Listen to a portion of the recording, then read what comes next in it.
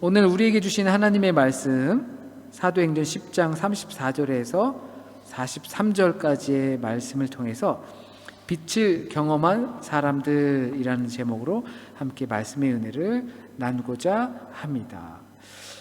우리가 새길 말씀은요, 오늘 첫 절 34절 말씀, 베드로가 입을 열어 말하되 내가 참으로 하나님은 사람의 외모를 보지 아니하시고 라는 말씀을 우리가 새기면서 빛을 경험한 사람들이라는 제목으로 함께 말씀의 인사를 나누겠습니다. 주현절기가 시작되었습니다. 주현절은 1월 6일입니다. 성탄절이 지나고 나면 교회의 절기는 주현절기라는 사순절이 고난의 시기가 오기 전까지 빛의 시기를 보내게 됩니다. 우리가 성탄절기 수요 성경 모임 때 대림절 기간에 이 내용도 같이 보았지만 이 성탄절을 4세기 전까지만 해도 이 1월 6일 동방교회와 서방교회가 같이 이렇게 주현절기를 성탄절로 대신했었습니다. 왜냐하면 그 전까지는 예수의 탄생에 대해서 신학적 논의가 되지 않았고 그리고 그렇게 중요하다고 생각하지 않았기 때문에 주님의 현현인 이 주님의 나타나신 빛의 발현을 중요하게 생각해서 예수께서 세례받은 의식 그때를 기념으로 해서 이 날을 주현절을 성탄절로 섬기었던 때가 있었습니다. 그래서 혹시라도 댁에 가시면 구글에 주현절 이렇게 치시면 이미지에 뜨는 것들이 있습니다. 두 가지 이미지가 뜹니다. 동방 박사들이 새 박사들이 이제 별을 쫓아가는 이미지가 있고요. 또 다른 것은 사람들이 얼음물 속에 들어가는 모습을 볼 수가 있습니다.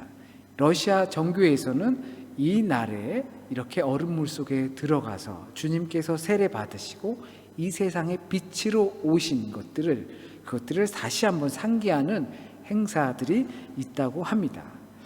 그런데 우리 서방교에서는 한편으로는 이 동방박사 이 큰 별을 쫓아서 왕에게 예물을 드리는 이 의미를 더 강하게 부각합니다. 왜냐하면 그 빛을 따라서 온 사람들을 기념하기 위한 것이죠. 그래서 이 날은 1월 6일은 요즘은 조금 덜한 것 같아요. 코로나가 있기 전만 해도 사람들이 다녔죠. 아이들이 분장을 하고 또 몇몇 사람들이 다니면서 가가호호 방문하여 이렇게 주님의 은혜를 축복하는 시기가 바로 1월 6일입니다. 그래서 대개 어떤 곳에 가면 이 문지방에 현관 문지방에 마치 양의 피를 바르는 것처럼 거기다 축복의 연도를 기록해 놓은 것을 아마 분필로 기록해 놓은 것을 보실 수가 있었을 겁니다. 근데 이 종교학적으로 이 주현절은 대개가 동지입니다. 동짓날을 의미하는 거죠. 이 동지는 밤이 가장 긴 시기를 뜻합니다. 그래서 밤 또는 어둠의 기운을 쫓아내기 위해서 동지의 한국에선 팥죽을 끓여 먹습니다.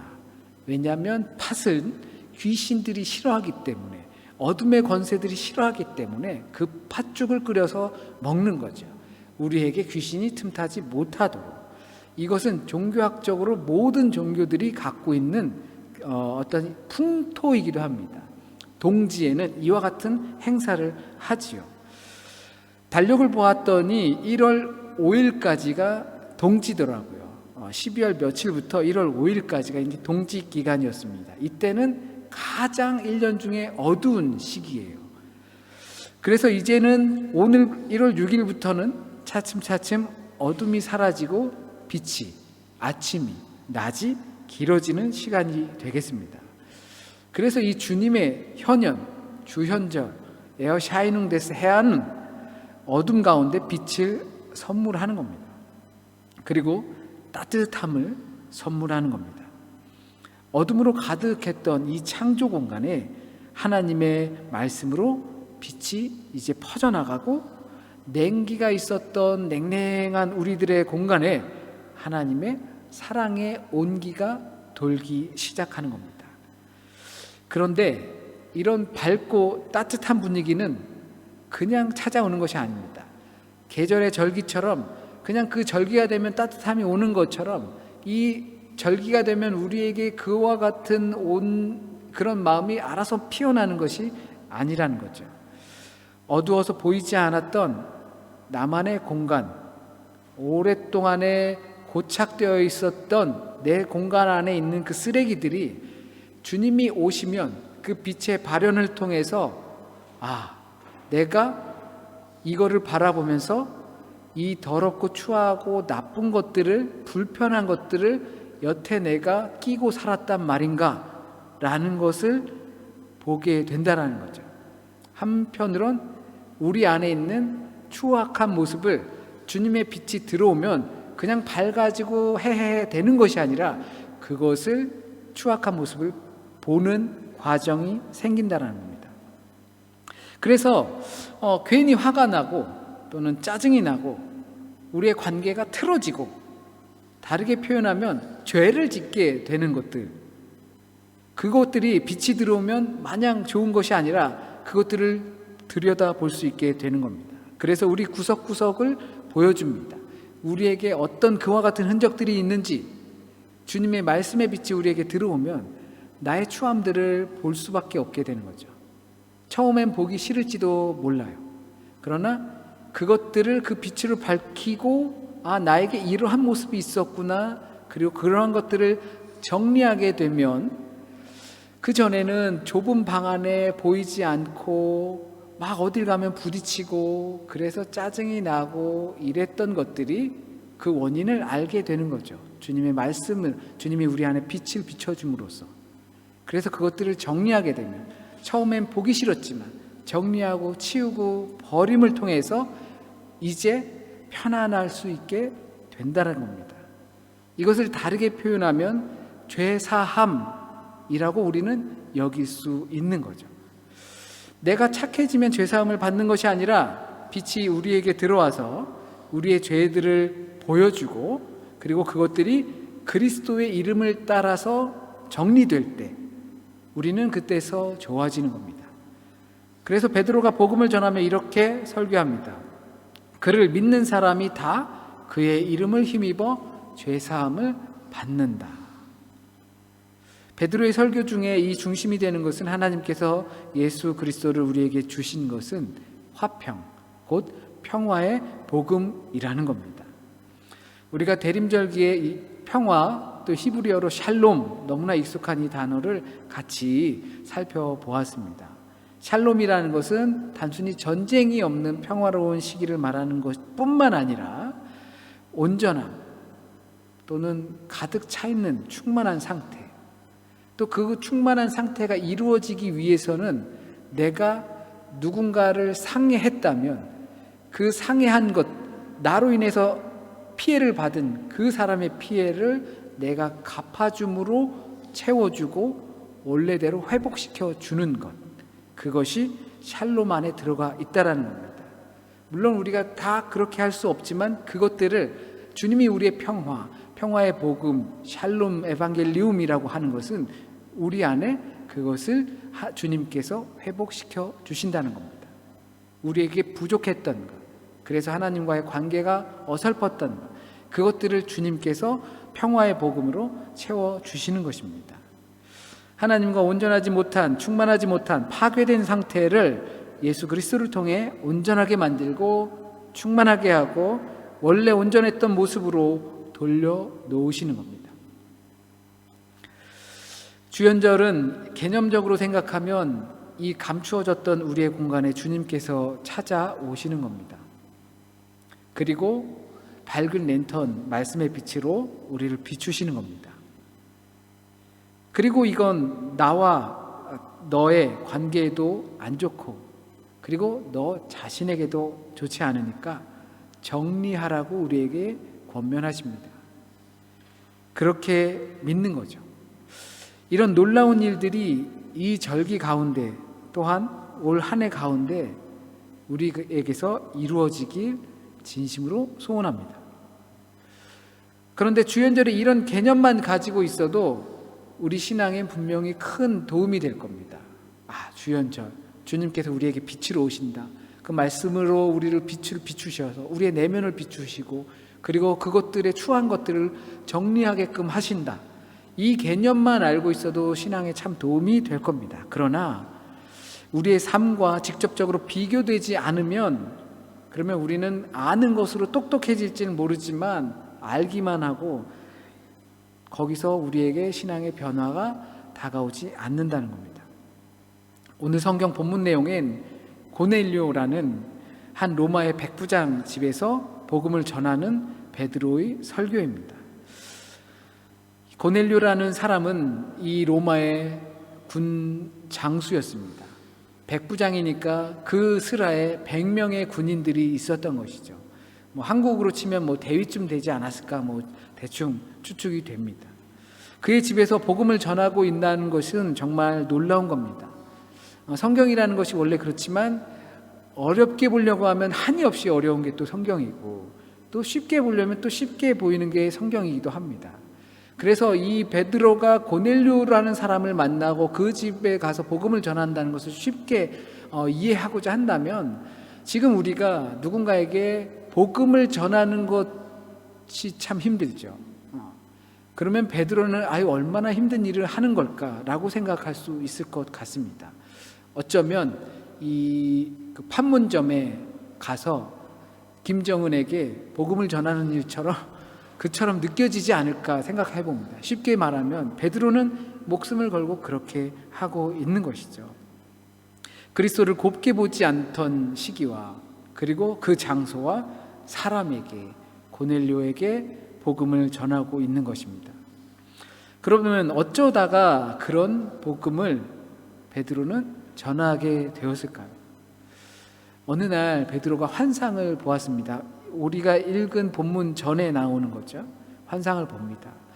어느 부정한 음식을 하늘에서 내려오면서 그것을 먹으라는 음성이 들립니다. 그러나 베드로는 갑자기 의에 충만해졌어요. 그 얼마 전까지 예수를 부인하던 이 베드로가 갑자기 의에 충만해져가지고 저는 그 부정한 음식을 먹을 수 없습니다 라고 하니 여러 번 거치면서 다시 음성이 들리긴 내가 깨끗하게 한 것을 너는 왜 부정하다고 판단하느냐 라고 하면서 그 환상에서 깨어났습니다. 그리고 고넬료를 만나라는 소식을 듣게 되고 그리고 고넬료에게 가게 된 것이죠. 이 사건을 통해서 고넬료의 이 종교적 체험, 고넬료도 역시 요바에 있는 베드로를 가서 초대해서 말씀을 들어라 이런 환상을 보게 되죠. 이 사건을 통해서 고넬료의 종교적 체험은 그리스도교로 종결되는 장면이 오늘 본문입니다. 베드로는 금단의 벽을 넘었습니다. 복음을 전하는 것 또는 차마 믿을 수 없었던 사람이 주님의 길로 인도되는 것, 그것은 그 복음을 알고 있는 자들이 금단의 벽을 넘을 때, 그럴 때 가능해지는 것입니다. 이 사건 때문에 베드로는 다른 사도들에게 이제 한 소리 듣게 되죠. 그래서 11장에서 이제 이 이야기를 자기가 구구절절히 표현하게 되고 해명을 하게 됩니다. 그 가운데에서 이 금단의 벽을 넘는 것이 무엇이냐, 우리에게 화평의 복음이, 우리에게 죄사함이 실현되는 것이 무엇이냐라는 것을 베드로가 이렇게 서두로 시작합니다. 하나님은 사람을 외모로 보지 않으신다. 우리의 어두운 구석에 쌓아둔 채 힘겹게 싸움을 하던 것이 바로 외모로 판단한다는 것이었습니다. 우리에게 있는 많은 것들이 있겠지만 그 중에 바로 이 외모로 판단하는 편견이 우리에게 있다라는 것을 베드로의 설교를 통해서 보여줍니다.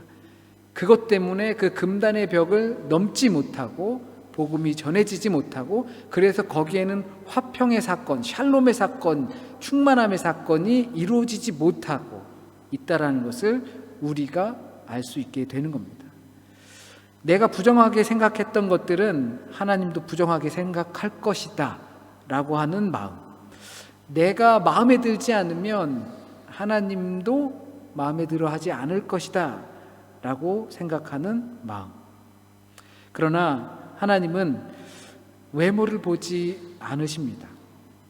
그렇기 때문에 우리는 외모로, 출신 성분으로, 재산 여부로, 기여도의 상태로 편견과 잘못된 판단에 휩싸여선 안 됩니다. 그것들은 그리스도의 이름을 믿음으로 정리되어야 할 것들입니다. 넘어야 할 것들입니다. 이제 우리는 알았습니다. 우리 안에 있는 우리를 넘지 못하게 하는 벽, 그래서 다른 사람들이 주님으로 오게 하는 일들, 또는 그들의 삶에 샬롬이 임하지 못하게 하는 일들이 무엇인지 이제 알았습니다. 원래 알았던 거죠. 하지만 새롭게 깨달았습니다. 주님께서 어둠 가운데 빛이 되신다는 것은 우리 공간에 빛을 비추시는 것이고, 어두울 때 보지 못했던 불필요한 짐들을 정리하게 하시는 것이고, 그것이 우리 안에 있는 여러 가지 이유로 편견과 오해에 휩싸여 있는 것을 무너뜨리라는 것이라는 사실을 이제 알았습니다. 그렇다면 우리가 이제 보이는 것으로 판단하던 습관을 그러한 죄로부터 벗어날 수 있을까요? 이제 알았으니까요. 그것 때문에 나타나는 결과도 알았으니까. 그러면 우리는 이 사람을 외모로 판단하는 것, 이 외모라는 것이 겉으로 우리 보이는 모든 것들을 뜻하잖아요. 그 사람이 가지고 있는 신분, 경제적 위치, 또는 생김새, 그 사람의 영향력.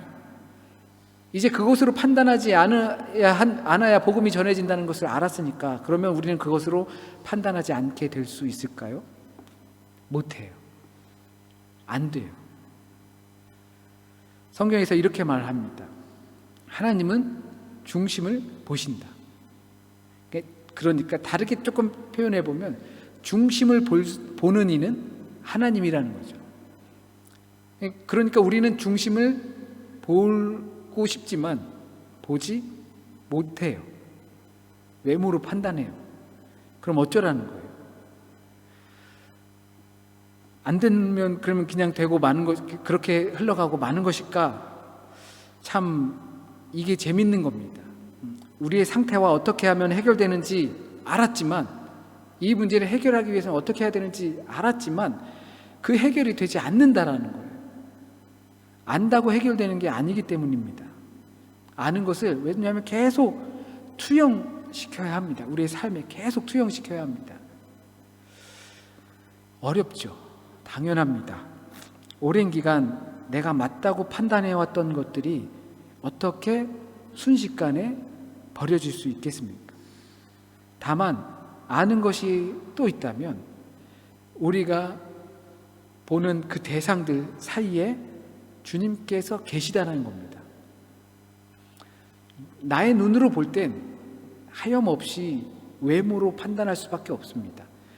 중심을 봐야지. 하나님은 중심을 보시니까. 사람의 마음을 봐야지. 사람이 저렇게 행동하더라도 그 사람의 마음은 그렇지 않을 거야 라고 생각해야 한다는 것을 알지만, 우리의 사고에 주님이 계시지 않으면, 그러면 우리는 여전히 외모로 판단할 수밖에 없다는 겁니다.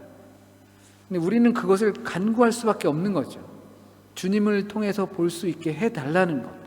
그러나 여전히 어쩌면 많은 부분에 있어서 외모로 판단하는 사람들이 있을지도 모릅니다.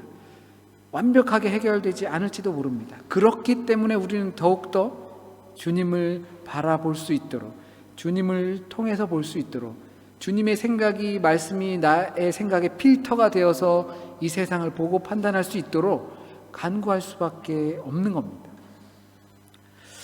아주 큰 짐이 있으면 한꺼번에 정리가 안 됩니다. 그것들을 분해하는 과정이 꼭 필요합니다. 한꺼번에 옮길 수가 없으니까요. 그것들을 분해해서 하나씩 하나씩 날라야 합니다. 근데 그것들이 많으면, 우리 안에 것들이 많이 쌓여 있으면 옮기기가 이제 붙입니다. 힘에 붙이는 거죠. 하나씩 하나씩 옮기다가 평생을 그것만 옮기는 것 같기도 하고, 그러다가 힘이 들고 지쳐서 포기하게 될지도 모릅니다. 그래서 의지가 중요한 겁니다. 내 의지가 거기에 있는가? 그렇게 주님을 통하여서 세상을 사람의 외모로, 세상을 보이는 것으로 판단하지 않고 주님의 말씀으로 판단하려고 하는 것이 의지가 내게 있는가? 그래서 그게 주님을 의지하는 겁니다. 말장난 같죠. 내게 의지가 있는 것이 주님을 의지하는 겁니다. 그때 우리는 누군가가 우리를 도와주는 경험을 하게 됩니다. 혼자 나를 수 없으니까 같이 날라줍니다. 그게 공동체입니다. 어떤 사람들은 교회를 바라보면서 어떤 몇몇 사람들의 실수와 또한 패악질을 통해서 교회를 온전히 다 평가해 버릴지도 모릅니다. 우리의 실수고 잘못이죠. 그러나 교인들도 그럴 수 있다라는 거죠. 교회의 규모와 또는 어떠한 상태들을 통해서 이 교회 좋은 교회다, 이렇게 판단할 수 있다는 거죠. 중요한 것은 주님을 통해서 살아가는 사람들이 있는가, 그래서 그 주님을 통해서 함께 의지가 되는, 우리 안에 있는 짐들을 제거하는 데 도움이 되는 그러한 도움이 있는가 라고 우리는 생각해 봐야 합니다. 예수 그리스도는 어두운 세상의 밝은 빛으로 오셨습니다. 주님의 오심은 어둠을 몰아내고 빛을 비추시는 겁니다. 예수께서는 막힌 담을 허무셨고 베드로는 그 화평의 복음을 들고 금단의 벽을 넘었습니다. 그럴 수 있는 이유는 하나님은 외모를 보지 않으시고 중심을 보시는 분임을 우리가 잘 알고 있습니다. 복음을 들어야 할 사람은 우리에게만 해결된 것이 아니고, 나만이 아니고, 또한 내가 생각하는 잘못된 판단을 통해서 있는 그 사람에게도 복음은 여전히 힘을 비추어야 하는 것입니다. 하나님을 경외하는 모든 사람이 이 복음을 들어야 합니다.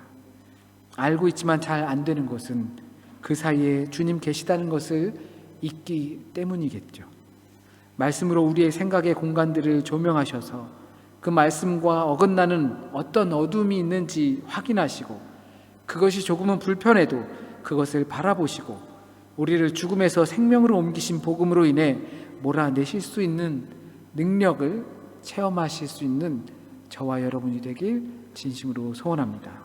기도드리겠습니다. 주님, 오늘 우리와 함께 하시는 것을 믿습니다. 우리의 눈과 생각과 배움들은 여전히 보이는 것들을 중심으로 해서 판단하는 많은 실수들을 범합니다. 지금까지 몰랐던 것도 아닙니다. 너무나 잘 알고 있었던 말씀임에도 불구하고 우리의 삶에서 여전히 외모로, 겉으로 보이는 것으로, 그 사람이 가진 것으로 우리는 판단하는 실수를 우리의 마음속에 쌓아 두었었습니다. 주님, 우리가 잊지 않고 그 세상을 바라볼 때 우리 눈에 주님의 시선, 주님의 안경, 주님의 빛을, 말씀의 빛을 통하여서 바라볼 수 있도록 인도하여 주세요. 그 말씀의 빛이 우리 안을 비춰서 그 판단을 흐리게 하는 짐들을 덜어낼 수 있게 인도하여 주세요. 나에게만 주님의 샬롬이 임하는 것이 아니라 모든 이들에게 샬롬이 임할 수 있도록, 내가 그 금단의 벽을 넘을 수 있도록 주님, 나와 세상 사이에 큰 시선으로 임하여 주시길 간절히 소원합니다. 하나님, 오늘 우리에게 주신 이 말씀이 우리의 삶에 정말 오늘, 이번 달, 올해 꼭 필요한 말씀이 되어서 우리가 주님을 향해서 나아갈 수 있고, 또한 이 세상을 주님의 마음으로 바라볼 수 있는 그러한 귀한 말씀이 될 수 있도록 인도하여 주세요. 우리 마음에 뿌리 내리게 하여 주시고, 또한 귀한 열매들을 거둘 수 있도록 인도하여 주세요. 아는 것으로 그치는 것이 아니라 그 아는 것을 어떻게 하면 주님의 뜻을 따라서 행하게 될지를 우리가 골몰하며 주님께 간구하는 우리의 믿음의 자리가 될 수 있도록 인도하여 주세요.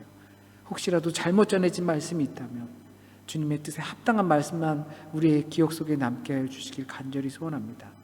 한 주간의 삶도 주님께 맡깁니다. 주님께서 우리의 삶을 인도하시는 줄 믿습니다. 그 인도하심에 우리가 간구합니다. 주님께서 인도해 주실 것을 간구합니다.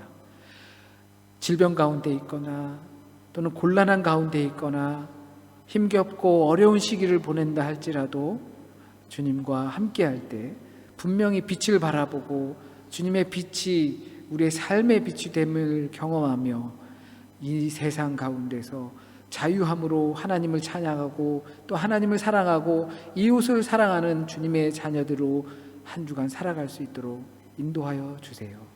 해결받는 한 주간이 되게 하여 주시고, 그리고 회복되는 한 주간이 되게 하여 주시고, 좋은 시작이 되는 한 주간이 될 수 있도록 하나님 이끌어 주실 것을 믿으며 모든 말씀 우리 주님 예수 그리스도의 이름으로 기도드립니다. 아멘.